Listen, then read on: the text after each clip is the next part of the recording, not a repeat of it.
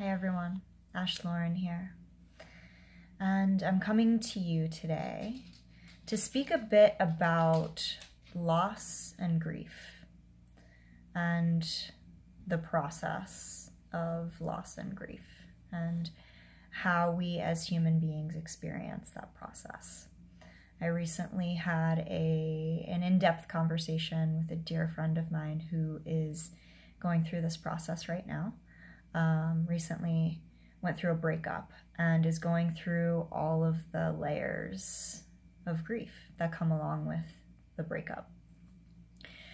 So with everything going on in our world with these hurricanes and the political energy that's going on between different countries and just the state of our world right now, I feel as though the concept of grief and the concept of loss and the potential of or the experience of is likely to be very present in many people's lives. So I wanted to create a video and just explain my personal understanding and my personal experience and the ways in which through the grief process I was able to observe what was going on and pinpoint what it was that I needed to do in order to not bypass and not quote unquote overcome. We must go through the grief, but to make it a more easeful process. More comfortable, as easeful and effortless as possible. So what I'd first like to speak about is the fact that we as human beings tend to, on a very regular basis, compartmentalize things. And this is not limited to our love, for example. So when I say compartmentalize, well, how do we compartmentalize love? For example, when we say, I love my mom like this. I love my beloved like this. I love my child like this. I love my pet like this. We've compartmentalized our love and limited a specific aspect of our love for those specific externalizations to receive our love. Why is that important? When we do this, we limit where that love can be directed. And I'll go deeper into that by just bringing to you a story about my recent loss. My best friend of 13 years, Skylar, she passed away in February. She was my emotional support dog when I first left home to go to college. I had recently been diagnosed with several mental illnesses, and around that time was diagnosed with bipolar disorder. She saw me through and stood by my side through the darkest days of my life. And she was here on a mission. Skylar, I used to say, I hope one day that I can become the person that Skylar thinks I am. And I did. She saw me find yoga. She saw me find Ayurveda. She saw me experiment and fully embody meditation. And she watched me heal myself from these mental illnesses, these permanent mental illnesses, and rise above them and overcome all of the things that came along with these illnesses. She saw me heal. And I became the person that she always knew I could be. And so her mission in that body was complete. And so she passed away. The circumstances around her death were quite traumatic. While I had a realization that it was probably coming because her mission was complete, I wasn't expecting it. I didn't know when, I didn't know how, and it was quite unexpected. So while my awareness around it was fully understood, I fully understood that Skylar was here for a purpose, and she was here on a divine mission, and she had completed that mission. And so it was only natural that she wouldn't need that body anymore. This is my belief system. I believe we have these direct missions, especially these beautiful creatures, these animals that come to heal us as humans. They're here on a mission, and I fully believe that when that mission is complete, it may be time for them to go. So I fully understood, I fully grasped it intellectually, like consciously, I knew. But she was gone. After 13 years of her being in my life, day in and day out, feeding her every morning and every night, and waking up and her being there, and going to sleep and her being there. And she was woven intricately into every fabric of my everyday life for 13 years. And then she was gone. So my emotional brain, while my conscious brain was like, oh, okay, I understand. She's gone, and she's always with me in spirit, and I feel her, and I can see her in my mind's eye, and I can connect with her through that way. The physical isn't there. So my emotional brain, my limbic brain, my limbic system was constantly triggered by all of these moments throughout my day where my emotional brain expected her to be there, and she wasn't. And so I was suffering a great deal of emotional and physical turmoil.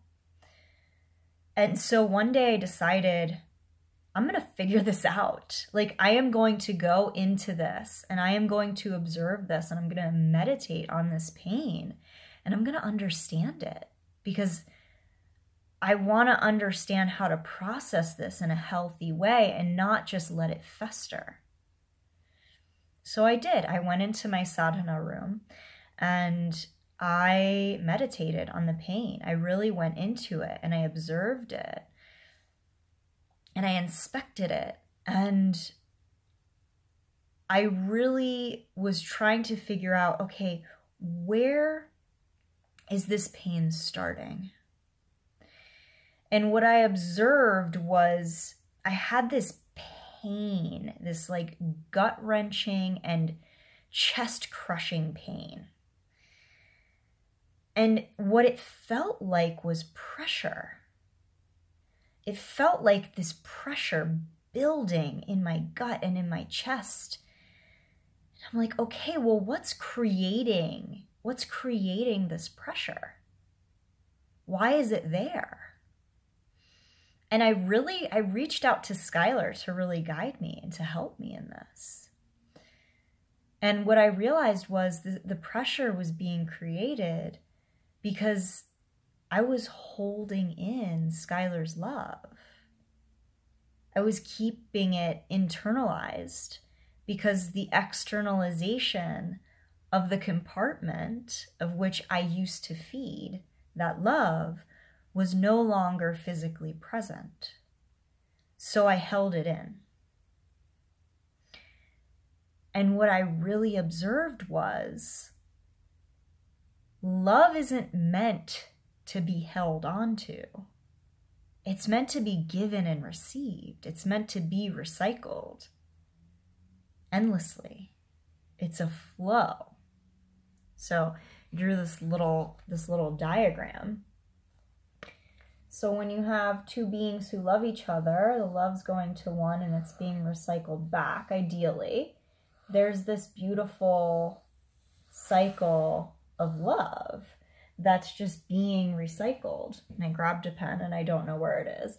So when something cuts off that cycle, and whether it's a death or a breakup, that love has to go somewhere. So it ends up bouncing back into whichever heart is trying to give it. We hold it in because that externalization, again, isn't there to receive it, how we perceive them to be there to receive it. And so it starts to ferment. It starts to ferment in our system. And love is meant to, it's not a fine wine. Love is not, it's not meant to ferment. Love is like a beautiful juice, like the essence of life, the rasa in Ayurveda. In Sanskrit, we call it rasa, the juice, the essence, the taste of life. So just like with the juice, you want it as fresh as possible. You don't want it to ferment or it starts to taste bitter. It starts to taste bitter and sour. So when we hold in love, it tastes bitter. It gets sour. It's a similar process when we first fall in love. And we're so in love with someone, but we're not in that state where we can like fully express it and openly like give it. So we hold it in and it starts to be like really, really painful. And we're like, I want to give them this love. Like I have so much love for this person. But because they're still there, because it's still potential for us to give it to them, it's not so sour. It's not so painful. It's just, it is painful, but it's a similar thing. Like when we're first falling in love, how curious, how interesting, how beautiful that it's a similar experience when we're first falling in love with someone as when we're training ourselves to experience life without that person after being in love with them for so long.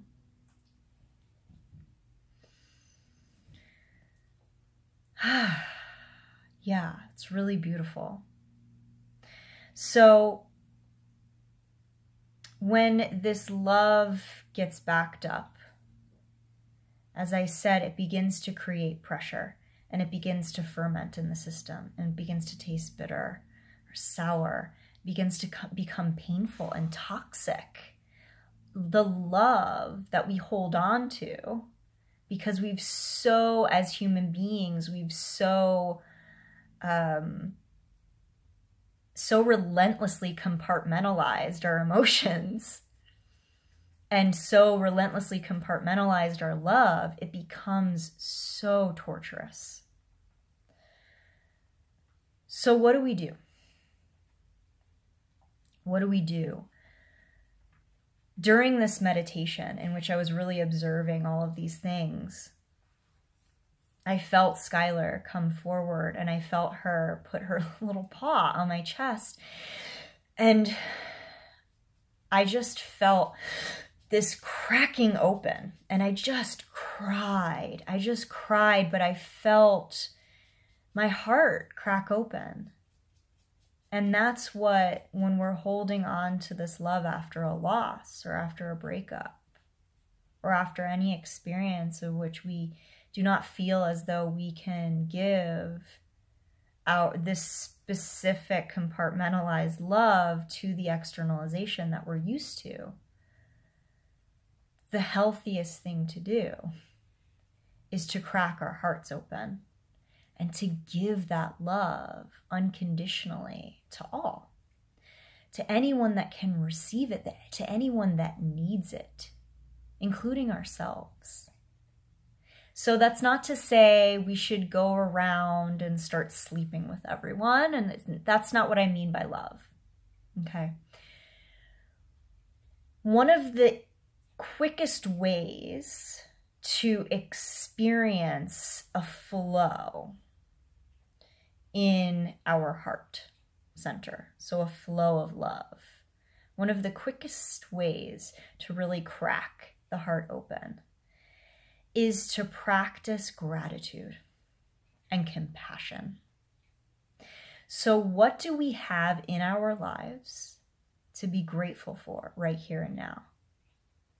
Perhaps it is what we experienced with the person or the being or the physical externalization in whatever form it was in or is in. Perhaps it's the memories of that externalization of where we used to give our love. And just really feeling into those beautiful memories and being grateful that we have those to hold on to, and the ability as human beings to just close our eyes and meditate and visualize and experience all of those memories again. And that's not to say getting lost in them. It's just to say appreciating them. And if that's too much, because in the beginning it can be a lot to go into those things, what do you have to be grateful for in your life here and now? So for me, I had my beautiful Sparta, Skylar's sister. So we adopted Sparta from a junkyard, Skylar and I together. Skylar actually picked her out. It was beautiful. And so it was like, okay, I've got all of this love that I had for Skylar. I'm just gonna like love Sparta even more. I'm gonna like just love her even more and be grateful for her even more. Another thing that I was so grateful for was after Skylar's loss, the abundance of compassion and unconditional love that I experienced from my friends and family, and even strangers around my loss. I was so grateful, so incredibly grateful. And in these times, holding the awareness of how grateful I was for those things, for Sparta, for my friends and my family, for my awareness, for my spiritual and physical practice of yoga and meditation and Ayurveda, and the awareness and understanding I had of my mind and emotions at that time through that loss. Because had I lost her years prior, had I lost her months prior, I wouldn't have been in the state of my evolution that I was in at that time, with the ability and the awareness to fully process it and understand it and honor her passing as a beautiful thing. So finding that gratitude and having compassion for the parts of myself that didn't understand. For having compassion for the parts of myself that were in pain and that really just missed their best friend of 13 years. And having compassion for all of those around the world, around the universe, who suffered loss and didn't have the awareness that I did around it, and didn't have the spiritual practices, the physical practices, the understanding of their mind and emotions, who didn't have the friends and family to support them. Having compassion for those people and understanding that no matter how dire our circumstances may feel, it can always be worse, and someone else is going through it, and not being held in the way that we are being held. So really practicing that gratitude and compassion. also doing kind things for ourselves in those times, being really compassionate to ourselves and recognizing there may be an urge to suppress the emotion, but honoring it and knowing that it's a natural thing to be going through, and it's okay to feel those things, and it's okay to take a walk in nature. It's okay to go and get a nice massage. It's okay to do nice things for yourself, to spend time with people who love you and people who you love, so you can experience this again. Get back to this and not be so hung up on, if it's not this heart, then I don't want to give my love to it.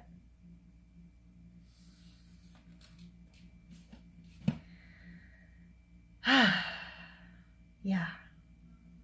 So that's the nuts and bolts of loss and grief, how I experienced it and how I understood it. And feels really true and feels really, hold on one second. There's a fly trying to get out the door.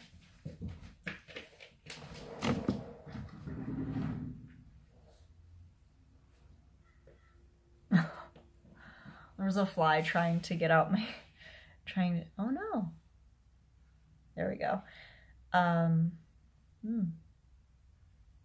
There we go.